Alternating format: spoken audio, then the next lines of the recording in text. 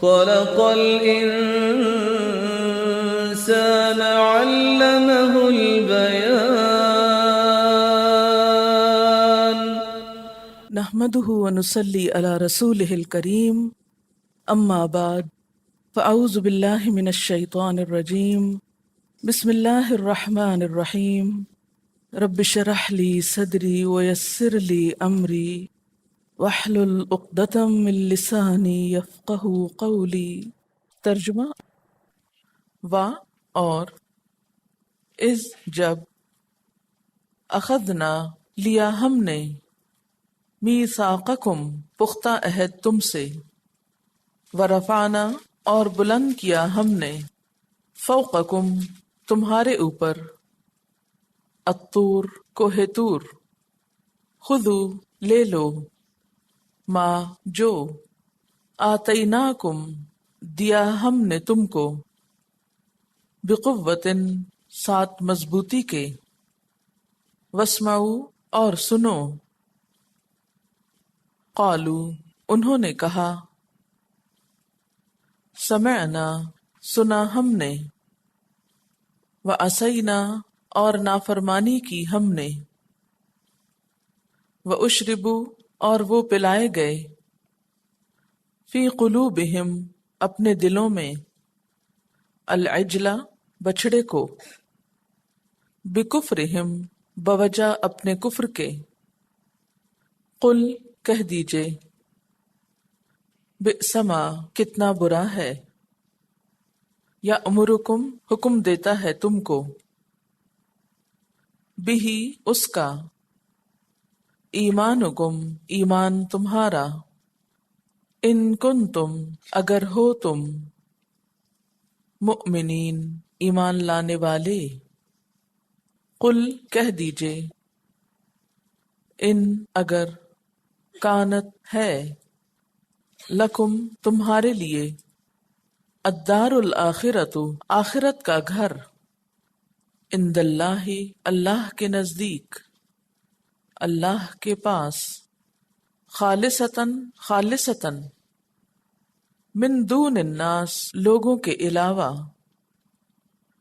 فتمنوا تو تمنا کرو، الموت موت کی، ان اگر، کنتم ہو تم، صادقین سچے، ولن اور ہرگز نہیں، یتمنوہ وہ تمنا کریں گے اس کی، ابداً کبھی بھی، بما بوجہ اس کے جو، قدمت آگے بھیجا، ایدیہم ان کے ہاتھوں نے، واللہ اور اللہ تعالی، علیم جاننے والا ہے، بالظالمین ظالموں کو، وَلَتَجِدَنَّهُمْ اور البتہ تم ضرور پاؤ گے ان کو، احرص الناس سب سے زیادہ حریص لوگوں میں سے، علی اوپر،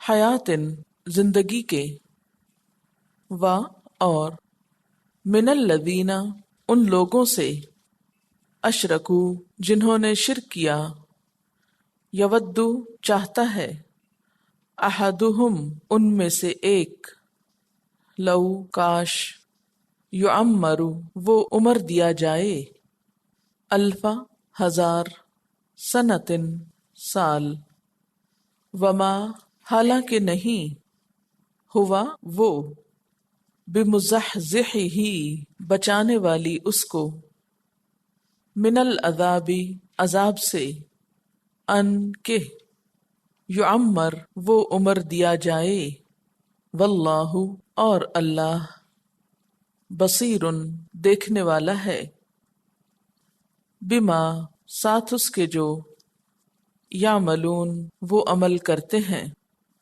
قل کہہ دیجئے، من کانا جو کوئی ہے، عدوًا دشمن، لجبریل واسطے جبریل کے، فإنہ تو بے شک اس نے، نزلہ نازل کیا اس کو، علی قلبک اوپر تیرے دل کے، بإذن اللہ ساتھ اللہ کے اذن کے، مصدقاً تصدیق کرنے والا، لما واسطے اس کے جو، بین یدیہ اس سے پہلے ہے، وہدن اور ہدایت، وبشرا اور خوشخبری، للمؤمنین مومنوں کے لیے، من کانا جو کوئی ہے، عدوً دشمن، للہ واسطے اللہ کے،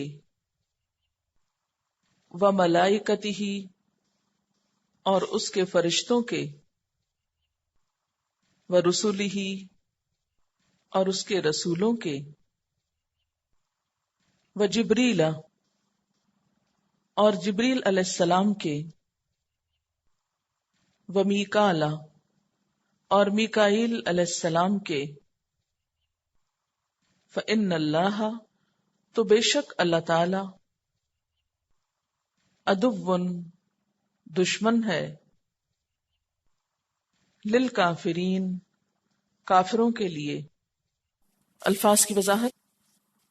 وَإِذْ أَخَذْنَا اور جب لیا ہم نے، میثاقکم پکا وعدہ تم سے، ورفعنا اور اٹھایا ہم نے، ریفع عین کا مطلب ہوتا ہے بلند کرنا، فوقکم تمہارے اوپر، الطور طور، خذو لے لو، ما جو آتیناکم دیا ہم نے تم کو، بقوت مضبوطی کے ساتھ، واسمعوا اور سنا کرو، قالو انہوں نے کہا، سمعنا سن لیا ہم نے، وعصینا اور نافرمانی کی ہم نے۔ عصینا عصیان اردو میں بھی استعمال ہوتا ہے، عین صاد یہ اس کا روٹ ہے، نہ ماننا، نافرمانی کرنا۔ وَأُشْرِبُوا اور پلائے گئے، فی قلوبہم اپنے دلوں میں، العجلہ بچھڑے کو، بکفرہم ان کے کفر کی وجہ سے۔ اشربو پلائے گئے، کیا چیز پلائے گئے؟ بچھڑے کی محبت پلائے گئے۔ تو یہاں پر ڈالے گئے کیوں نہیں کہا گیا، پلائے گئے کا لفظ کیوں آیا ہے؟ اس لیے کہ جو چیز پی لی جاتی ہے اس کا اثر پورے جسم پر ہوتا ہے۔ مثلاً آپ کو بہت سردی لگ رہی ہے، آپ نے چائے پی تو کیا ہوا؟ آپ سارے وارم اپ ہو گئے۔ اسی طرح اگر آپ کو بہت پیاس لگ رہی ہو یا بہت ڈرائی فیل کر رہے ہو، آپ ٹھنڈا پانی پئیں تو کیا ہوتا ہے؟ یوں لگتا ہے جیسے سارا جسم ٹھنڈا ہو گیا ہے۔ پانی جو ہے وہ تمام جسم پر اثر رکھتا ہے۔ اسی طرح محبت پلائے گئے، یعنی محبت بھی ایک ایسا جذبہ ہے جس کا اثر تمام جسم پر ہوتا ہے، ورنہ بچڑا کوئی پینے کی چیز نہیں ہے، یعنی بچڑے کی محبت مراد ہے یہاں۔ بکفرہم اپنے کفر کی وجہ سے، یعنی ان کے اندر بچڑے کی محبت کیوں آئی، اس کی وجہ کیا تھی؟ ان کا کفر تھا، ان کا انکار تھا۔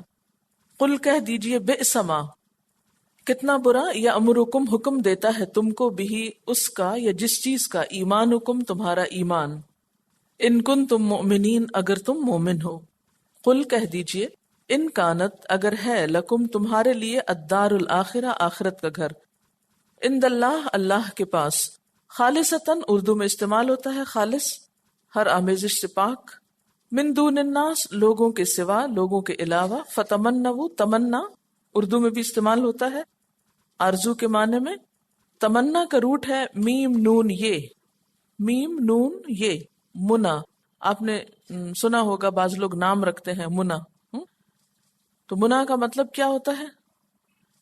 آرزو، ایسی آرزو جس کی کوئی مضبوط بنیاد نہ ہو، باطل اور جھوٹی خواہشات پر توقعات لگانا۔ فتمنوا تو تمنا کرو، الموت موت کی، ان کنتم اگر ہو تم صادقین سچے، ولن اور ہرگز نہیں، یتمنوہ وہ تمنا کریں گے اس کی، ابداً کبھی بھی، بما بوجہ اس کے جو، قدمت قدمت کا لفظ کہاں سے نکلا ہے؟ قدم سے۔ قدم کس لیے ہوتا ہے؟ چلنے کے لیے۔ چلنے میں کیا انسان کرتا ہے؟ آگے بڑھتا ہے۔ تو قدمت کا معنی کیا ہے؟ آگے بھیجا۔ ایدیہم ان کے ہاتھوں نے، واللہ اور اللہ تعالیٰ، علیم جاننے والا ہے۔ اس کا روٹ کیا ہے علیم کا؟ عین لام میم۔ ایک ہوتا ہے عالم اور ایک ہوتا ہے علیم، فرق کیا ہے؟ علیم بہت زیادہ جاننے والے، یعنی عالم سے آگے کی ڈگری۔ بالظالمین ظالموں کو، وَلَتَجِدَنَّهُمْ اور البتہ تم ضرور پاؤ گے ان کو، تجدہ کا روٹ جو ہے واو جیم دال ہے، وجدہ، وجود اسی سے ہے، ایجاد اسی سے ہے، اردو میں استعمال ہوتا ہے۔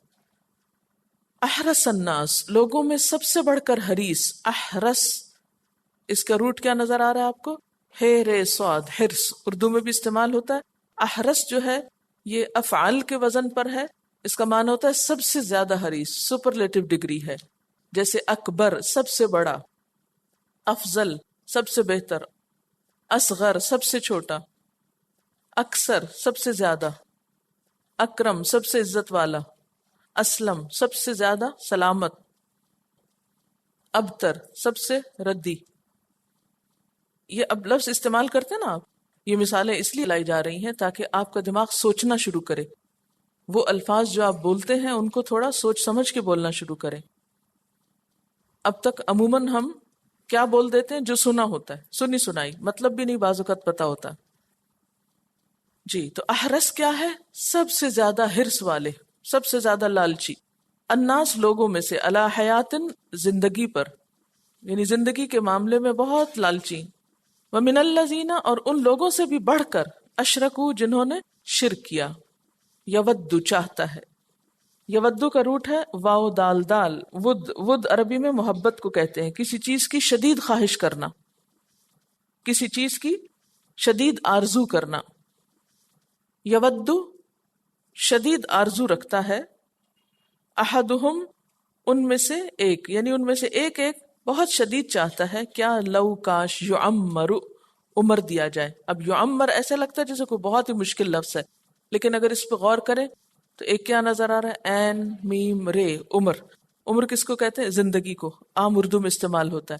کاش کہ اس کو زندگی مل جائے، الف سنتن، 1000 سال، الف ہزار کے لیے استعمال ہوتا ہے، سنتن سال، سن اردو میں استعمال ہوتا ہے نا، یہ کون سا سن ہے؟ یہ بالکل وہی ہے، سنا۔ وما ہوا اور نہیں وہ، بمزحزح ہی بچانے والی اس کو، اس کا روٹ ہے زحزح، من العذاب عذاب سے، ان کے یعمر وہ عمر دیا جائے، واللہ اور اللہ تعالی بصیر دیکھنے والا ہے۔ اس کا روٹ دیکھیے بصیر کا، بے سواد رے، بصر، بصر کس کو کہتے ہیں؟ آنکھ کو، تو بصیر دیکھنے والا، اور کیسے؟ بہت زیادہ خوب دیکھنے والا، بما ساتھ اس کے جو یعملون وہ عمل کرتے ہیں۔ قل کہہ دیجئے، من کانا جو کوئی ہے، عدوً دشمن، لجبریل واسطے جبریل کے، فإنہ تو بے شک اس نے، نزلہ نازل کیا اس کو کس کو؟ قرآن پاک کو، علی قلبک آپ کے دل پر، آپ کے سے مراد یہاں کون ہے؟ حضور صلی اللہ علیہ وسلم، بإذن اللہ، اللہ کے اذن سے، یعنی اللہ تعالیٰ کی اجازت سے، اللہ تعالیٰ کی مرضی سے، مصدقاً تصدیق کرنے والا ہے، لما واسطے اس کے جو، بین یدیہ اس سے پہلے ہے۔ اس سے پہلے سے کیا مراد؟ قرآن پاک، یعنی قرآن پاک سے پہلے کی جو کتابیں ہیں، تورات، انجیل وغیرہ، اس کی تصدیق کرنے والا ہے۔ وہدن اور ہدایت ہے، وبشرا اور خوشخبری ہے، کس کے لیے؟ للمؤمنین مان جانے والوں کے لیے، ایمان لانے والوں کے لیے۔ وَلَمَّا جَاءَهُمْ رَسُولٌ مِّنْ عِندِ اللَّهِ اور جب اللہ کے پاس سے ایک رسول ان کے پاس آ گیا، مُصَدِّقٌ لِّمَا مَعَهُمْ جو تصدیق کرنے والا ہے اس چیز کی جو ان کے پاس پہلے سے موجود ہے، نَبَذَ فَرِيقٌ مِّنَ الَّذِينَ أُوتُوا الْكِتَابَ تو پھینک دی ایک گروہ نے جنہیں کتاب دی گئی تھی۔ کیا پھینک دی؟ کتاب اللہ، اللہ کی کتاب۔ کہاں پھینک دی؟ وراء ظہورہم، اپنی پیٹھ کے پیچھے، اور اس طرح بھلا دیا اس کو، کأنہم لا یعلمون گویا کہ وہ جانتے ہی نہ ہوں، انہیں پتہ ہی نہ ہو کہ کتاب کہاں ہے اور کیا ہے اس میں۔ پھر آگے ایک اور مضمون شروع ہو رہا ہے، اس کے پیچھے ایک واقعہ ہے۔ واقعہ کچھ یوں ہے کہ چند یہودی علماء، جن میں سے ایک کا نام ابن سوریہ تھا، ابن اور سواد واورے یہ الف، سوریہ، وہ نبی صلی اللہ علیہ وسلم کے پاس آئے اور کچھ سوال پیش کیے اور کہا کہ اگر آپ نے ہمارے ان سوالوں کا جواب دے دیا تو ہم آپ پر ایمان لے آئیں گے، کیونکہ نبی کے سوا کوئی بھی شخص ان سوالوں کے جواب دے نہیں سکتا۔ آپ صلی اللہ علیہ وسلم نے ان کے سوالوں کے جواب دیے۔ پھر انہوں نے پوچھا کہ یہ جواب آپ کو کیسے پتا چلے؟ تو آپ نے فرمایا کہ میرے پاس جبریل فرشتہ آتا ہے، اس نے ابھی ابھی مجھے آ کر ان سوالوں کے جواب بتائے ہیں۔ اس پر کہنے لگے اچھا جبریل آپ کے پاس آتا ہے، لہٰذا ہم تو آپ کی کوئی بات نہیں مانیں گے۔ یعنی پہلے کیا شرط لگائی؟ اگر آپ ہمارے سوالوں کے جواب دے دیں تو ہم مان جائیں گے۔ جب سوالوں کے جواب مل گئے تو کہا کس نے بتایا آپ کو؟ جب آپ نے فرمایا کہ جبریل لایا ہے، نہیں پھر نہیں ہم مانیں گے۔ کیوں؟ اس لیے کہ جبریل تو ہمارا بڑا دشمن ہے۔ کیوں بھئی دشمن کیوں ہے تمہارا؟ ایک وجہ یہ ہے کہ وہ پچھلی ہماری جو قومیں تھیں ان پہ عذاب لاتا تھا۔ دوسرا یہ کہ یہ وحی محمد صلی اللہ علیہ وسلم پر کیوں لے کر آیا؟ عربوں میں کیوں آ گئی نبوت؟ اسے یہ وحی ہمارے پاس لانی چاہیے تھی۔ تو جبریل کی بات تو ہم نہیں مانیں گے۔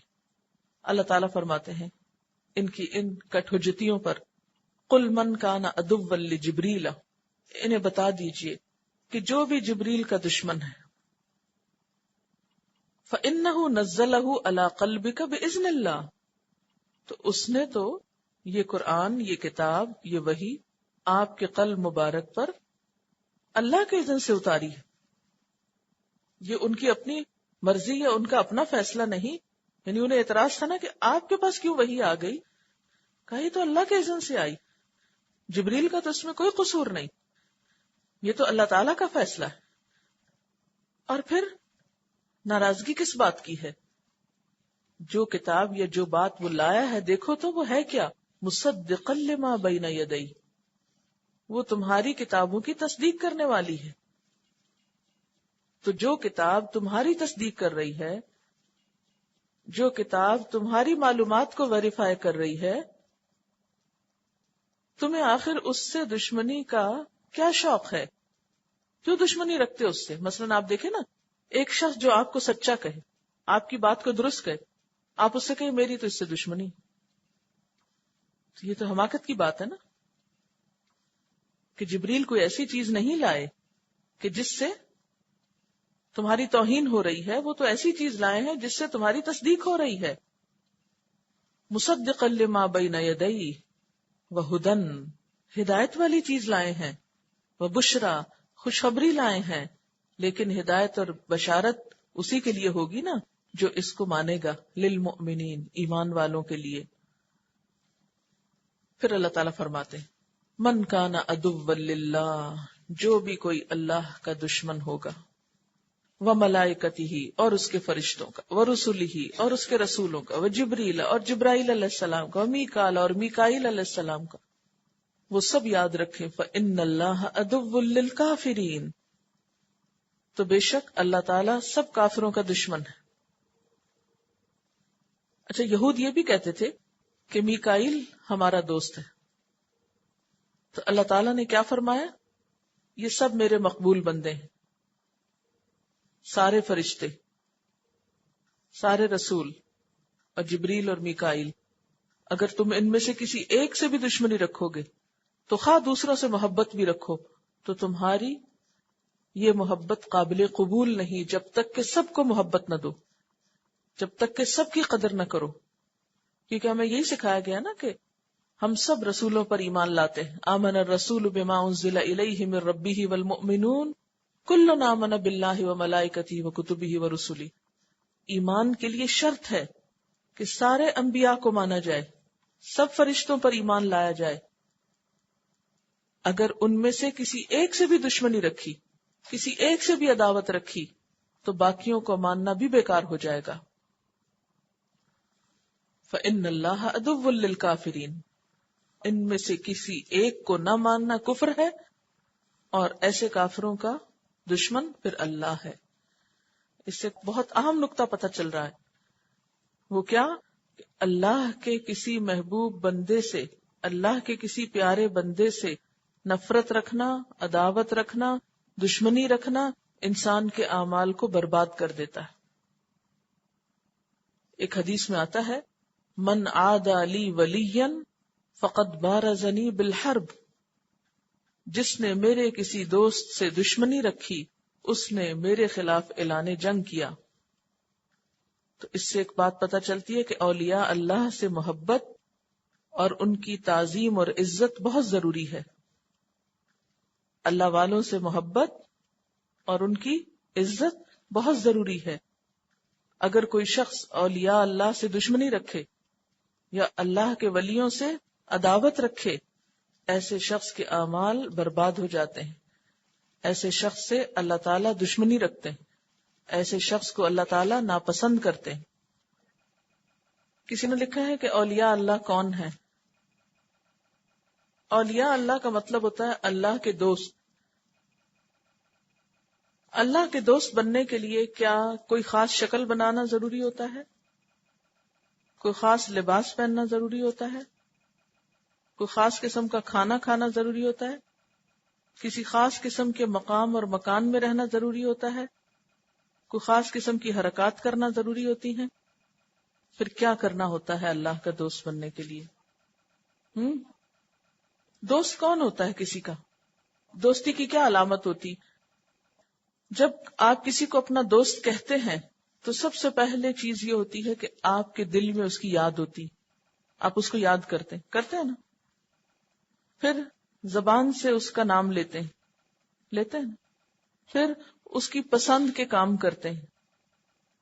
تو جو اولیاء اللہ ہوتے ہیں ان کی بھی یہی علامتیں ہوتی ہیں کہ وہ دل میں اللہ کو یاد کرتے ہیں، ان کے دل میں اللہ کی محبت ہوتی ہے، ان کی زبان پر اللہ کا نام ہوتا ہے، وہ ہر جگہ اللہ کا چرچا کرتے ہیں، اللہ تعالیٰ کی بڑائی بیان کرتے ہیں، اور ان کے عمل میں وہ باتیں ہوتی ہیں جو اللہ تعالیٰ کو پسند ہوتی ہیں، اور ان کاموں کو چھوڑ دیتے ہیں جو اللہ تعالیٰ کو پسند نہیں ہوتے. یہ ہے کرائیٹیریا ولی اللہ ہونے کا. تو یہ 3 چیزیں جس کے اندر ہوں گی وہ ولی اللہ ہوگا. ٹھیک ہے؟ ولی اللہ ہونے کا مطلب یہ نہیں کہ غیب کی خبریں بتائی جائیں، یا کوئی خوابیں سنائی جائیں، یا کوئی ایسی باتیں کہی جائیں کہ جو عام لوگوں کے بس میں نہ ہو. جو شخص بھی اللہ کا دوست ہوتا ہے پھر اس کی مدد کرنا اللہ کے ذمے ہوتا ہے. ظاہر ہے آپ اللہ کو یاد کرتے ہیں تو اللہ تعالیٰ نے کیا فرمایا؟ فَاذْكُرُونِي أَذْكُرْكُمْ، تم مجھے یاد کرو میں تمہیں یاد کروں گا. جو اللہ کو راضی کرے گا رضی اللہ عنہم ورضوا عنہ، اللہ اس سے راضی ہو جائے گا. اور جس سے اللہ راضی ہو جائے، جس سے اللہ محبت کرے، پھر اس کے کام سنوارنا، اس کی مدد کرنا اللہ کے ذمے ہوتا ہے. پھر ایسے لوگوں سے جو اللہ کی بات بتانے والے ہوں، اللہ کی محبت بندوں کے دلوں میں بھی ڈالنے والے ہوں، ان سے پھر نفرت رکھنا، عداوت رکھنا، ان کو برا بھلا کہنا، یہ اللہ تعالیٰ کو ناراض کرنے والے کام ہوتے ہیں. تفسیر: وَإِذْ أَخَذْنَا مِيثَاقَكُمْ، اور جب ہم نے تم سے پکا وعدہ لیا. اس وعدے کا ذکر پیچھے بھی گزر چکا ہے. کیا وعدہ؟ کہ تم اللہ تعالیٰ کے احکامات کی پابندی کرنا.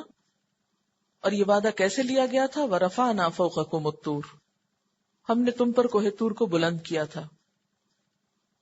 اس وقت ہم نے کہا تھا خذوا ما آتیناکم بقوۃ، جو ہم تمہیں دے رہے ہیں یعنی جو احکامات، ان کو مضبوطی کے ساتھ پکڑو. واسمعوا، اور سنو، کیونکہ سننا پہلا سٹیپ ہے عمل کرنے کا. جس کا سنتے وقت دھیان نہ ہو وہ شخص عمل نہیں کر سکتا، اس کا عمل نہیں بدل سکتا. اسی لیے اللہ تعالیٰ نے صرف یہ نہیں کہا کہ اس کتاب کو پکڑ لو، ان احکامات کو لے لو اور صرف مضبوطی سے پکڑ لو، بلکہ ساتھ ہی کیا فرمایا؟ واسمعوا، اور سنو. اس سے ایک اور بات یہ بھی پتہ چلتی ہے کہ قرآن پاک پر یا اللہ کی کتاب پر عمل کرنے کے لیے اسے سننا ضروری ہے. بہت سے لوگوں کو جب یہ کہا جاتا ہے کہ تم قرآن پاک کو سنو، آؤ، یہ سننے کی دعوت دی جاتی تو وہ کہتے ہیں ہم پڑھ لیں گے، اور وہ اپنے پڑھنے کو کافی سمجھتے ہیں، جبکہ صرف پڑھنے سے بات نہیں بنتی جب تک کہ اس کو سنا نہ جائے. قالو، تو انہوں نے کہا، سمعنا، ہم نے سن لیا. لیکن یہ سننا کیسا تھا؟ سرسری سننا. وَأَسَيْنَا، اور دل میں کیا کہا؟ ماننا تو ہے نہیں، بس کہا جا رہا ہے تو اس لیے سن لیتے ہیں. زبان سے کچھ کہہ رہے تھے کہ ہاں ہاں ٹھیک ہے سن لیا، جی جی بالکل صحیح فرما رہے ہیں آپ، لیکن اندر سے کیا تھا ان کے؟ کوئی نہیں، ہم نے ماننا کچھ نہیں. کچھ ایسے لوگ بھی ہوتے ہیں نا کہ جب انہیں کچھ کہا جائے تو وقتی طور پر وہ ہاں میں ہاں ملا دیتے ہیں، سر بھی خوب ہلاتے ہیں، لیکن وہ کر کے نہیں دیتے جو ان سے کہا جاتا ہے. وَأُشْرِبُوا فِي قُلُوبِهِمُ الْعِجْلَ، اور ان کے دل پلائے گئے تھے بچڑے کی محبت، یعنی بچڑے کی محبت ان کے دلوں میں رچ بس گئی تھی. ایسا کیوں ہوا؟ بِكُفْرِهِمْ، ان کے کفر کی وجہ سے. یہ کون سا کفر ہے جس کی وجہ سے یہ ہوا ان کے ساتھ؟ یہ ان کا یہی کفر ہے کہ زبان سے کچھ کہہ رہے تھے اور دل میں کچھ اور رکھتے تھے. تو اس سے کیا پتہ چلتا ہے کہ جب تک انسان کسی بات کو دل سے تسلیم نہ کرے تو محض زبان سے اس بات کا اقرار فائدہ نہیں دیتا. زبان سے کہہ بھی دیا لا الہ تو کیا حاصل؟ دل و نگاہ مسلمان نہیں تو کچھ بھی نہیں. اگر کسی شخص کا دل نہیں بدلا، اس کی نگاہ نہیں بدلی، اس کے سوچنے کا انداز نہیں بدلا، تو گویا اس نے کچھ بھی نہیں سنا. اور پھر سزا کے طور پر کیا ہوتا ہے؟ یعنی جب دین کی بات، اللہ کی بات دل میں اثر نہ کرے تو پھر سزا کیسے ملتی ہے؟ کہ اس غفلت کی وجہ سے انسان کا دل اور چیزوں میں منہمک ہو جاتا ہے. پھر دوسری چیزوں کی محبت دل پہ ایسی چھا جاتی ہے کہ اللہ تعالیٰ کی اطاعت کرنا مشکل ہو جاتا ہے. ان کے ساتھ بھی کچھ ایسا ہی ہوا. قُلْ بِئْسَ مَا يَأْمُرُكُمْ بِهِ إِيمَانُكُمْ إِن كُنتُم مُؤْمِنِينَ، کہہ دیجئے کہ تمہارا ایمان تمہیں کتنی بری چیز کی دعوت دیتا ہے، تمہیں کتنی بری چیز کا حکم دیتا ہے. اگر تم مومن ہو تو یہ کیسا ایمان ہے؟ کیونکہ یہ اپنے ایمان کا بڑا دعویٰ کرتے تھے، اپنے آپ کو بہت پکے مومن سمجھتے تھے. تو ان سے کہا جا رہا ہے کہ اگر واقعی تم مومن ہو تو تمہارا ایمان کیسا ایمان ہے جو تمہیں اللہ تعالی کی اطاعت کی بجائے اس کی نافرمانی سکھا رہا ہے. زبان سے تم کہتے ہو ہم مومن ہیں، دل تمہارے بچڑے کی محبت میں مبتلا ہے. اللہ کی اطاعت کا دعویٰ صرف زبان سے ہے اور دل میں تمہارے نافرمانی کی بات ہے. تو یہ کس قسم کا ایمان ہے؟ تو اس سے کیا پتہ چلتا ہے کہ ایمان بھی اس وقت تک مکمل نہیں ہوتا جب تک انسان کا عمل اس کی تائید نہ کرے، جب تک عمل اس کے مطابق نہ آئے. کیونکہ اگر ان کے دلوں میں واقعی اللہ تعالیٰ کی محبت ہوتی، اگر وہ اللہ کی محبت میں سچے ہوتے تو ان کا یہ طرز عمل نہ ہوتا. قُلْ إِنْ كَانَتْ لَكُمُ الدَّارُ الْآخِرَةُ عِنْدَ اللَّهِ خَالِصَةً مِّن دُونِ النَّاسِ فَتَمَنَّوُا الْمَوْتَ إِن كُنتُمْ صَادِقِينَ. آپ ان سے کہہ دیجئے کہ اگر آخرت کا گھر اللہ کے پاس خالصتاً تمہارے ہی لیے بنا ہے اور لوگوں کا اس میں کوئی حصہ نہیں، اور تم ہی نے جنت میں جانا ہے، تو دنیا میں کیوں بیٹھے ہو؟ جنت میں چلو، موت کی تمنا کرو اگر تم اپنی اس بات میں سچے ہو. تو یہاں سے یہ پتہ چلتا ہے کہ ان کے کسی دعوے کی تردید ہو رہی. ان کا دعویٰ کیا تھا؟ کہ ہم اللہ کے بیٹے ہیں، اس کے بڑے لاڈلے. پھر کہتے تھے لن يدخل الجنت الا من كان هودا او نصارا، جنت میں کوئی جا نہیں سکتا مگر جب تک کہ یہودی یا عیسائی نہ ہو. یہود کہتے تھے یہودی نہ ہو، عیسائی کہتے تھے عیسائی نہ ہو. پھر دوسری جگہ کہتے ہیں لن تمسنا النار الا ایاما معدودہ، ہمیں آگ چھوئے گی ہی نہیں بالکل مگر چند دن. اور یہ کہ ہم تو بہت چنے ہوئے لوگ ہیں اور جنت ہمارے ہی لیے بنی ہے. تو اس پر انہیں کہا جا رہا ہے اگر تم اپنی اس بات میں سچے ہو کہ واقعی جنت تمہارے لیے ہے اور آخرت کا گھر تمہارے ہی لیے خاص ہے اور کسی کا اس میں کوئی حصہ نہیں، تو پھر تم موت کی تمنا کرو، موت کی آرزو کرو، موت کی خواہش کرو. یہاں ایک طرح سے یہود کو دعوت مباہلہ دی جا رہی ہے. عبداللہ بن عباس کہتے ہیں کہ اگر اس موقع پر یہ لوگ موت کی تمنا کرتے یا موت کی دعا کرتے تو ان میں سے ایک زمین پر نہ بچتا. اللہ تعالیٰ پھر فرماتے ہیں وَلَن يَتَمَنَّوْهُ أَبَدًا، اور وہ کبھی بھی اس کی تمنا نہ کریں گے، ہرگز تمنا نہیں کریں گے. کیوں؟ وجہ کیا ہے؟ ایک طرف تو کہتے ہیں جنت ہمارے لیے، اور جنت میں جانے کے لیے کیا ضروری ہے؟ مرنا ضروری ہے، لیکن یہ مرنا بھی نہیں چاہتے. تو اس کی کیا وجہ ہے؟ اس کی وجہ یہ ہے کہ ان کو پتا ہے کہ ان کے اعمال کیسے ہیں، یہ اپنی حرکتوں سے بخوبی واقف ہیں، اپنے جرائم کا انہیں خوب علم ہے، اسی لیے وَلَن يَتَمَنَّوْهُ أَبَدًا، کبھی بھی تمنا نہ کریں گے، بما قدمت ایدیہم، بوجہ اس کے جو ان کے ہاتھوں نے آگے بھیجا ہے. ہاتھوں نے کیا آگے بھیجا ہے؟ ان کے اعمال. واللہ علیم بالظالمین، اور اللہ ظالموں کو خوب جانتا ہے، ان کے تمام اعمال سے واقف ہے. یہ لوگ اصل حقیقت سے آگاہ تھے، جانتے تھے کہ اللہ کی بارگاہ میں جانے کے بعد ان کا حشر کیا ہوگا، وہی ہوگا جو اللہ نے اپنے نافرمانوں کے لیے تیار کر رکھا ہے. اس لیے کبھی بھی یہ موت کی تمنا نہیں کریں گے. وَلَتَجِدَنَّهُمْ، اور البتہ تم ضرور ان کو پاؤ گے. موت کی تمنا تو کیا، تم دیکھو گے احرص الناس علی حیات، زندگی پر سارے لوگوں سے بڑھ کے حریص ہے، دنیا بھر کے لوگوں سے زیادہ ان کے اندر زندگی کی محبت ہے، یہ مرنا چاہتے ہی نہیں. وَمِنَ الَّذِينَ أَشْرَكُوا، اور اس معاملے میں، کس معاملے میں؟ زندگی کی محبت کے معاملے میں، جینے سے پیار کے معاملے میں تو یہ مشرکین سے بھی بڑھ کر ہیں، ان سے بھی آگے ہیں. یود احدہم، ان میں سے ایک ایک یہ چاہتا ہے، کن میں سے؟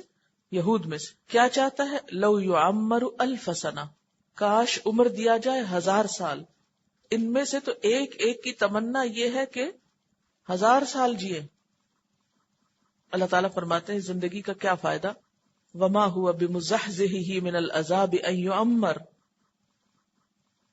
لمبی عمر 1000 سال مل جانا بہرحال اسے عذاب سے نہیں بچا سکتا. اگر یہ 1000 سال بھی جیے تو بالآخر ان کا انجام تو آگ ہے. اس سے یہ بات پتہ چلتی ہے کہ انسان کو اگر لمبی عمر ملے اور وہ غلط کام کرے تو بھی اس کی نجات نہیں ہو سکتی کہ وہ دنیا میں بہت دن جی کر آیا ہے. دنیا میں اچھے کام کرنے کا نتیجہ ہی آخرت کی نجات ہو سکتی ہے. واللہ بصیر بما یعملون، اور اللہ تعالیٰ خوب دیکھ رہا ہے جو کچھ یہ عمل کر رہے ہیں. یہاں ایک سوال پیدا ہوتا ہے اور وہ یہ کہ کیا موت کی تمنا کرنا جائز ہے؟ ان سے کیوں کہا جا رہا ہے کہ موت کی تمنا کرو؟